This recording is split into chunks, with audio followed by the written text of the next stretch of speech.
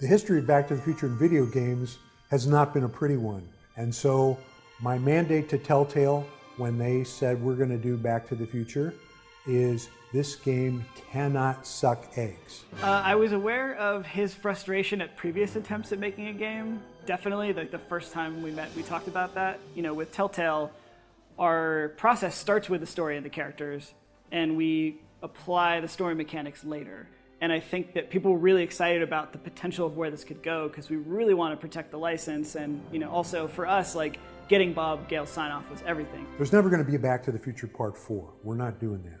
But Telltale's Back to the Future game is pretty close to what a Part 4 could be. Making a Telltale game is sort of modeled after the TV episodic model where we, instead of telling one story at once, we tell a bunch of stories that are all connected over the course of a season. So in Back to the Future's case, it was 5 episodes.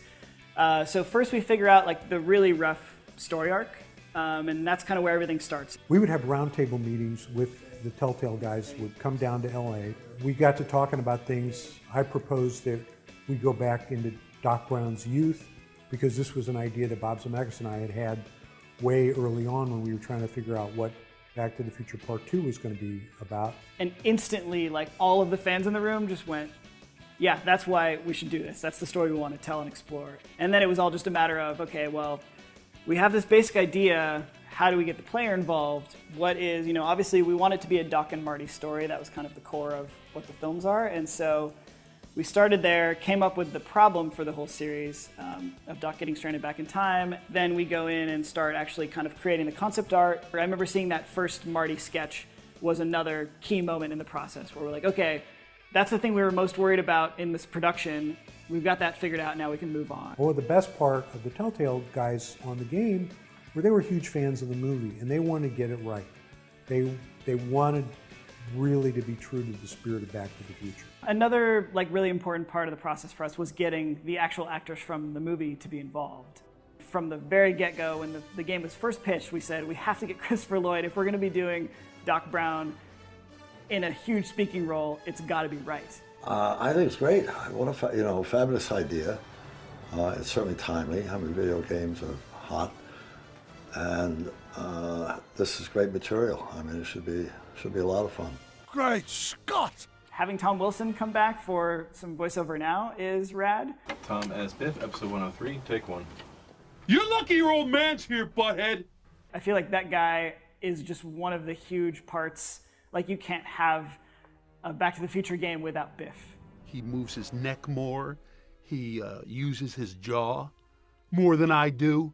You know, things like that. So with every character in the movie, I would think about those things. So it's there. I don't have to watch everything because I remember those cues also, the physicality. Although in voiceover it doesn't matter so much, but as you see, maybe in the B-roll, you see, you know, I'm trying to be physical to get back into it to be able to do it right. And then having Claudia Wells come in too, like she was, I think, right off the bat, you know, interested as well, and heard that kind of the band was getting back together. Jennifer?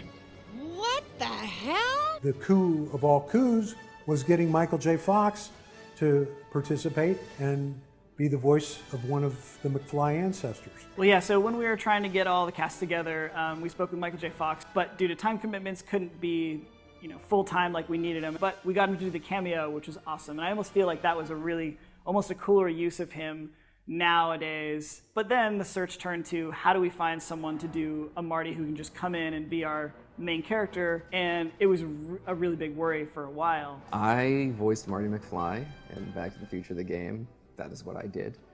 Jesus Christ, Doc, you disintegrated Einstein! Pressure, yeah. To be like, oh, you know that amazing, iconic role that everyone loves and knows and can quote lines from, and that incredibly famous, wonderful actor, Michael J. Fox. Can you just replicate that? That's what I had going on in the back of my head. So yeah, it was a lot of pressure. At one point, we got an email from our accountant who said that she'd gotten emailed an MP3 from some kid who said he would like to be Marty in the Back to the Future game. I heard about this. I saw a news article, Telltale Games making Back to the Future and Jurassic Park into a game. And I was like, wow, that looks awesome. I would love to be, the voice of Marty McFly, but there's no way in hell that's going to happen. And at the time, Telltale was a lot smaller, so you just have to Google Telltale to get like a list of phone numbers. And Rhoda was the first name that popped up, so I called her and I left a message that was basically this nerdy, like, hey, my name is AJ Locascio, I do a great Marty. I tried to sound as much like Marty as I could. I was like, it's my density to have this role. But I remember it going across someone's desk, them hearing this audition and just saying, man, this kid sounds exactly like Michael J. Fox when he was young. Doc, you gotta listen to me. The bruise on your head, I know how that happened. You told me the whole story. It was almost no discussion. It was just kind of, yeah, we heard that MP3 that I think he recorded on like a Rock Band microphone with like, it was just insane, but it was that good. AJ's Marty McFly is damn near flawless. When I heard his voice, I couldn't believe it. I mean, I listened to it, and if I didn't know that this was not Michael, I would have assumed it was. He was such a crucial piece to have that energy throughout the entire series, so it was amazing working with him. I was obsessed with the movies growing up, like obsessed with Back to the Future. So it was something that was always in the back of my head. It was just a silly party trick at, what went from a social thing to party trick to actually becoming very useful. So, Jennifer. Uh-huh. What do you think of me? I don't. Working on this from a fan perspective was the most pressure I've ever felt on anything. Trying to invent a way where we can pull you along through the story and then use dialogue options where you get to choose what Marty's going to say. And I think that's the kind of hook for us, is giving you a situation and then saying, well, here's 3 different ways or 4 different ways that Marty could possibly react. If you were playing Marty, what would you do? And I think that it allows people to really author their own story. Telltale's Back to the Future game is the only game that deserves to be called Back to the Future. It's very true to the spirit of the movies. The voice acting is terrific. The characterization is great. And with the new consoles, the game is just going to sparkle and jump off the screen. Bringing this game to a new generation, even though it's not that old, is actually super exciting. Like getting to debut it again on all the new platforms.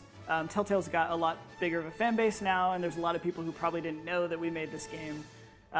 But it's still got a lot of the same core principles that are fun in a Telltale game. We're taking this thing that's super familiar and we're putting our own story in it and allowing you to play it. So in time with the 30th anniversary of the films, now we're getting to kind of add to what's out there in the media and saying, like, you're rebuying the movie again and watching it.